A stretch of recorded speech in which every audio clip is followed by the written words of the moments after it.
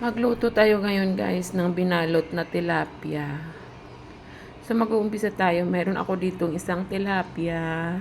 May tomato and onion na ako dito. MSG at salt.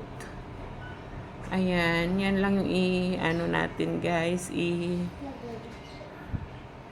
Ipang seasoning. Ilagay. So tinimplahan lang natin ang ating tomato ng MSG at salt. Tapos, i-mix lang natin. Ayan guys. So, after nito, ipapalaman natin to siya sa loob. Nalinisan ko na yan siya guys ha. Nilanisan ko na siyang mabuti. Wait lang. Ayan guys, oh, yung loob. Ayan. Diyan natin ipapalaman ang ating tomato sauce, onion.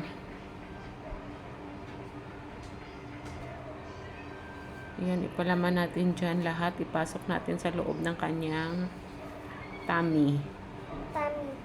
Yeah. Kaya mabusog siya.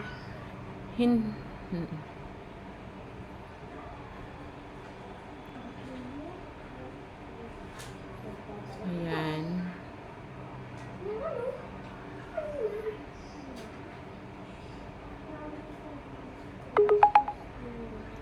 Ayan guys, napalaman na natin lahat. So, it's time to balot-balot. Balutin natin siya ng dahon. Ayan. Balutin natin mabuti. Para hindi makita ng pusa. Joke. Ayan.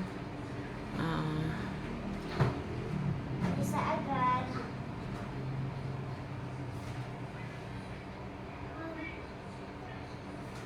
Yan, balutin natin. Bago natin ipasok sa ating lutuan. Ayan guys, nabalot na natin. So, ngayon ilagay na natin sa ating lutuan. Ang laki pala ng tilapia ko, tapos ang liit ng lutuan ko. Meron ako dito isang lutuan, pero malaki hindi naman masyado para sa isang tilapia. So, okay na to dito. Ayan guys. So, maglagay na rin ako dito sa taas ng MSG at salt. Then, lagyan natin ng kaunting tubig. Ayan. Tapos, paapuyan na natin, pakuluan natin. Ayan guys, kumulo na. Ilagay na natin ang ating coconut milk. Ayan. Paglagay ng ating coconut milk, pakuluan lang natin at pwede na rin natin isunod ang ating siling mahaba. Meron ako dito ang siling mahaba, 3 pesos. 3 pesos yung bili ko. Ayan, kumulo na guys. Pwede na nating tikman at